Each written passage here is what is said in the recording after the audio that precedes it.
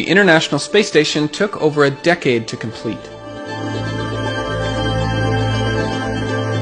We've got to remember, the station isn't just aimlessly floating in space. It's going incredibly fast, about 20 times the speed of sound here on Earth. It orbits the Earth once every 90 minutes. Here's the front of the station. It always travels in this direction.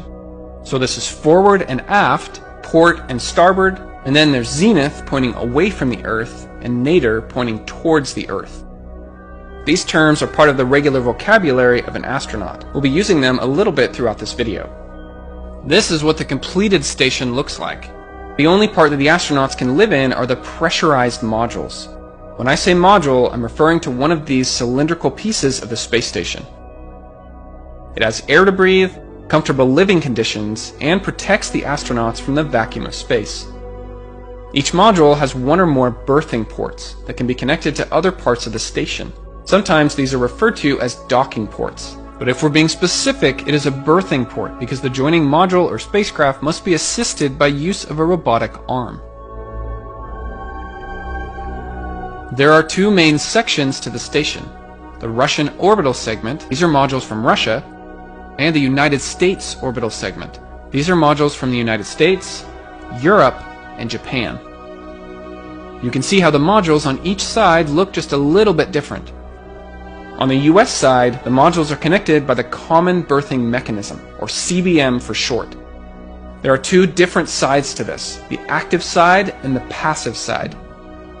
Once these are brought together, latches pull them in close, and then there are 16 bolts to firmly mate them together. The space in between is called the vestibule. This will be pressurized with air. This process takes a few hours. Then the hatch is opened, some of the hardware is removed, and connections are made in between the modules, which includes oxygen, power, data, and water. Once finalized, there is a white protective barrier put in place. The astronauts can now move freely in between the modules. The Common Berthing Mechanism is used for modules that are permanently attached together, like the Harmony and Destiny modules. They can also be used for visiting spacecraft such as the SpaceX Cargo Dragon. The Russian side of the station uses a different docking mechanism that is not compatible with CBM. We need some way to connect to the different mechanisms. This is kind of like taking a power plug from the United States and bringing it over to Europe. It's not compatible with the wall plug. What do we need? An adapter. It's the same concept on the space station, but on a larger scale. Two different mechanisms, so we need an adapter in between. This is called the Pressurized Mating Adapter, or PMA for short. The larger side uses CBM, which can be attached to the US side of the station. The smaller side uses APAS. This is compatible with the Russian side of the station and with the Space Shuttle.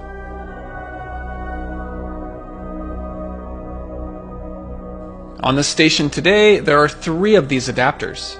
PMA-1 is permanently in place, connecting the two sides of the station. PMA-2 and PMA-3 were used as docking ports for the Space Shuttle. The smaller side, which is the side that uses APAS, was used for the Space Shuttle. This is how it would dock to the space station.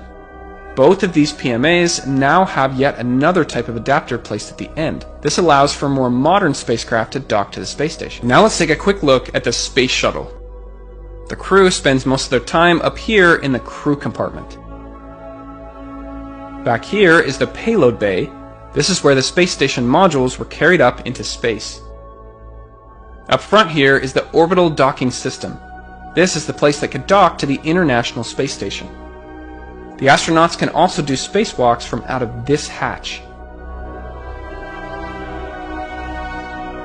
On the side here is the Canadarm. It's a robotic arm that is capable of moving things around in space. The arm can be controlled from inside of the space shuttle at this workstation. The space shuttle launches took place from Kennedy Space Center in Florida. Once in space, the payload bay doors were opened. They remained open for the entire time they were in space. Then it took a few days for the space shuttle to catch up with the ISS.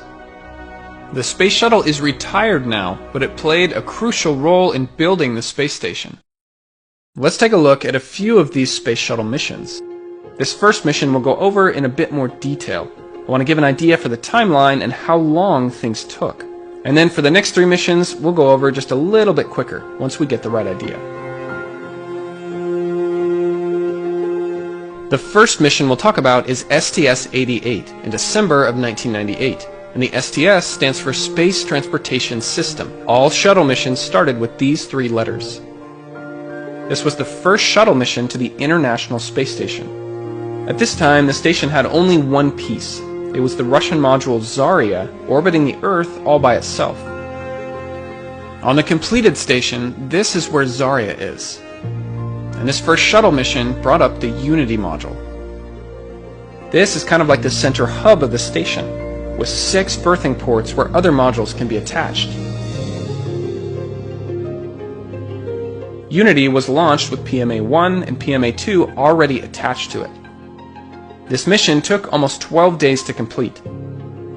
The first few days were used to make preparations and to catch up to Zarya. On day 3 of the mission, the Canadarm was put to work. It was time to lift Unity out of the payload bay. PMA-2 was then attached to the orbital docking system on the shuttle. The Canadarm can move large masses in space due to being weightless while in orbit. It had to move very slowly to not strain the robotic joints. It took hours to complete and very careful movement. The shuttle's thrusters were fired to bring the modules together. On the 4th day of the mission, the space shuttle slowly approached Zarya. The Canadarm grabbed onto it and then moved it into position above PMA-1. Again, the shuttle's thrusters were fired to bring the modules together. It took a few more days of preparation before they could go inside the station. There were 2 EVAs where they get into their spacesuit and go outside the station. They connected cables and installed antennas on the outside of the station. The Canadarm was used to help move the astronauts around. On the 8th day of the mission, they opened the hatch and entered the station for the first time. They only stayed inside for about a day, just enough to check things out and prepare it for the next mission. On the 10th day of the mission, there was 1 more EVA to finish the installation. Then on the 11th day of the mission, the shuttle undocked from the ISS. At this point, there was no permanent crew yet. The station was too small. Unity and Zarya orbited all by themselves for the next few months. Of course, all while being monitored by Mission Control back on Earth. Then we'll fast forward just a few years in time.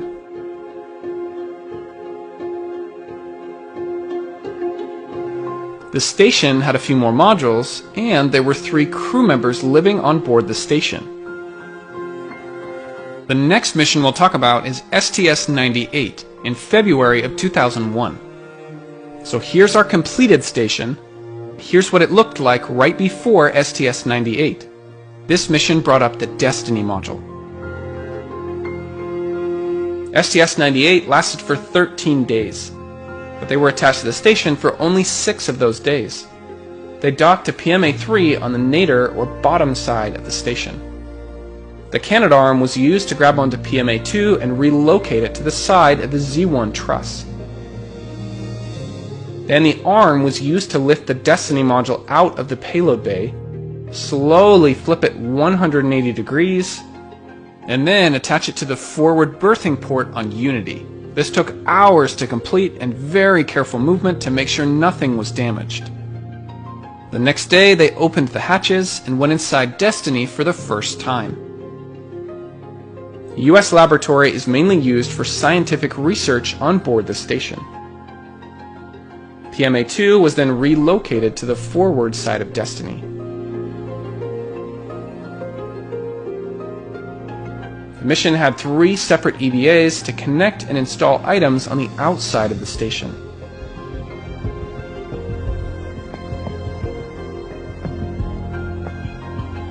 The purpose of this next mission was to give the station its own robotic arm, called the Canadarm2. The first Canadarm was on the space shuttle. Very useful, but it was permanently attached to the shuttle. This means it goes home at the end of a shuttle mission. The Canadarm2 can lift heavier loads and would now stay on board the station, so it can be used in between shuttle missions.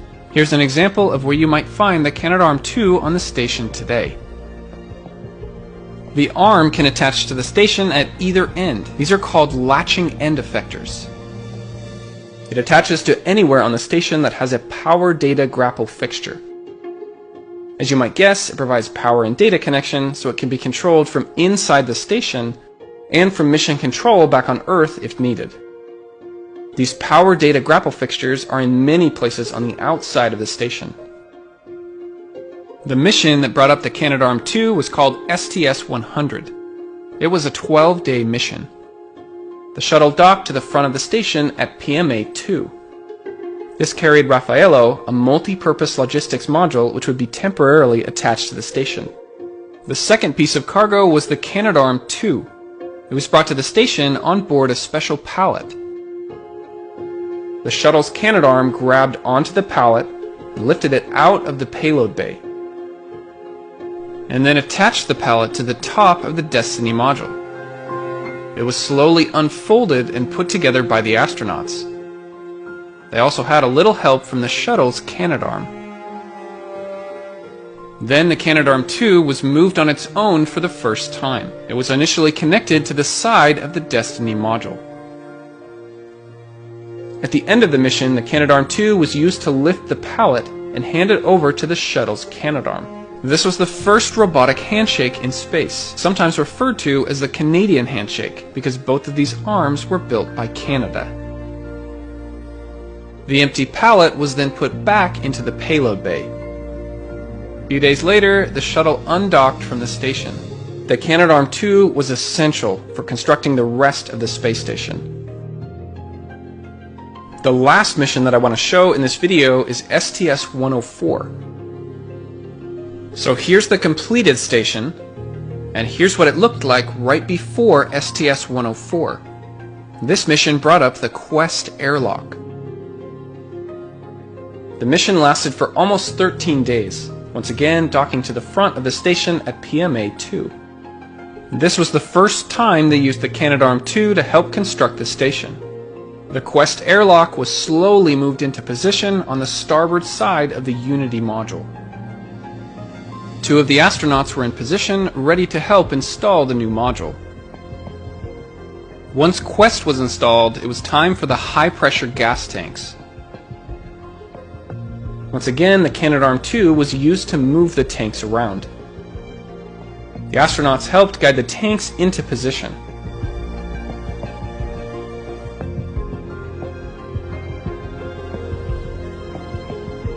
Up until this point, they could only perform spacewalks from the shuttle's payload bay. But the Quest airlock gave them another option. This part is called the equipment lock, and this part is called the crew lock. Once the astronauts are inside of their spacesuits, the hatch is closed and the crew lock is depressurized. This means that all the air is pumped out. Now the airlock hatch is opened, and then the thermal cover on the outside. The opening points straight down, so the first thing they see is the Earth right beneath them.